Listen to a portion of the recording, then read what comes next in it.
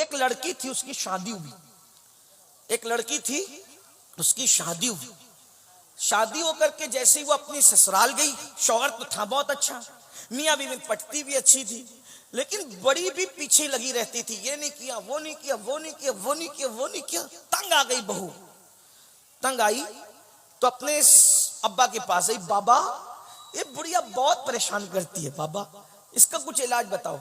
باپ شریف تھا، شریف باپ نے کہا بیٹا وہ تیرے شوہر کی ماں ہے، اگر وہ بک بک کرتی ہے تو تو اپنی ماں سمجھ کر اس کو برداشت کر۔ یہ اس دور کی بات ہے جب لوگ ماں کی بات بھی سنتے تھے، ابھی لوگ ماں کی نہیں سنتے تو ساس کی کیا سنیں؟ آج کی بچیاں تو ماں کی بھی نہیں سنتی، آج کے بچے تو ماں باپ کی نہیں سنتے۔ بہرحال تو وہ دور تھا، کہا بیٹی ماں سمجھ کے برداشت کر لے بیٹا، جانے دے، کہا نہیں میں واپس گھر آؤں گی۔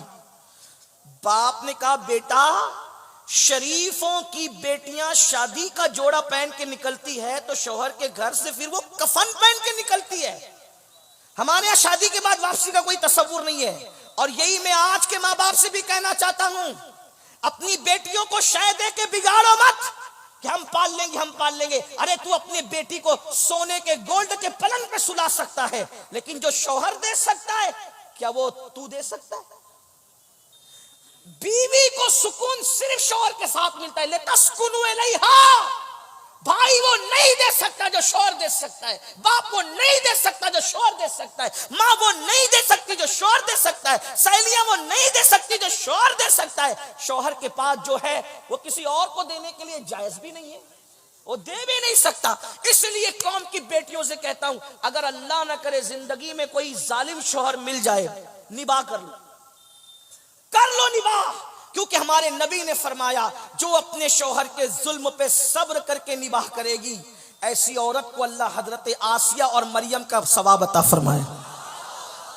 اور آپ سے بھی کہتا ہوں نا کہ اگر ظالم بیوی مل جائے، ہو بھی سکتا ہے، اگر مل جائے آپ بھی صبر کریں، موچوں پہ تاؤ دے کر طلاق کا پلان نہ کریں۔ طلاق مرد لوگ نہیں دیتے، نامرد دیتے ہیں۔ اگر مجھے نامردوں کی فہرست بنانے کی اجازت مل جاتی تو میں ان کے نام پہلے نمبر پہ رکھتا جنہوں نے بے قصور بیویوں کو طلاق دے دیا ہے۔ وہ مرد نہیں، وہ ظالم نامرد ہیں۔ مرد ہوتے تو نباہ کرتے، کیونکہ کہتے وہ اس قابل نہ تھی، تو کیا قابل ہے۔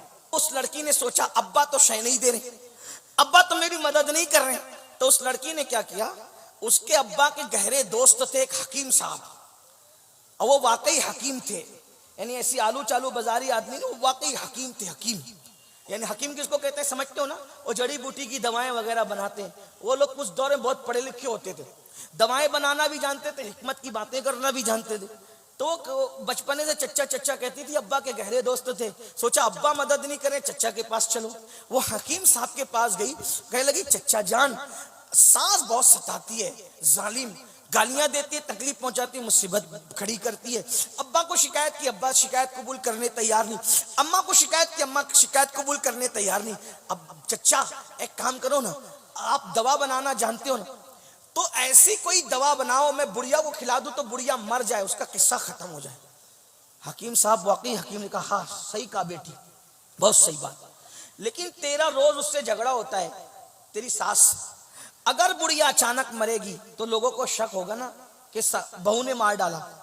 اپنے ایک آئیڈیا چلتے ہیں، کیا اس کو اچانک نہیں مارتے، 3 مہینے کے اندر مرے گی بڑھیا، لیکن اس کو ہم لوگ تھوڑا سا سلو پوائزن یعنی تھوڑا تھوڑا زہر روز دیں گے اس کو۔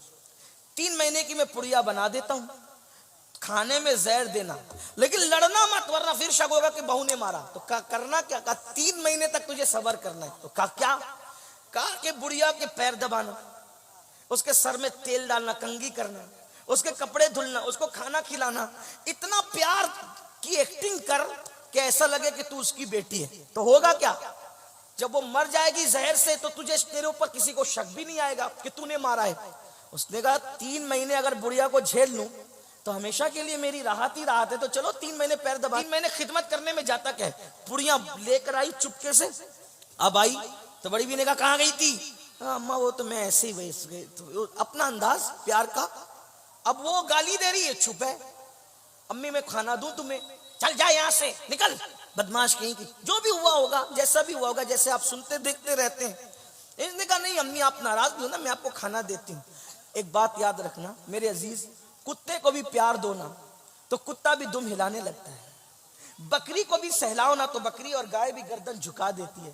پیار میں وہ اثر ہے، پیار میں وہ تاثیر ہے۔ پتھر بھی موم ہوتا ہے، کتے بھی زیر ہوتے ہیں، جانور بھی سر جھکاتے ہیں۔ آپ کبھی کسی جانور کے ہاتھ بدن پہ ہاتھ پھیر کے دیکھنا پیار سے، نہ گردن جھکائے تو پھر کہنا، فطرت ہے۔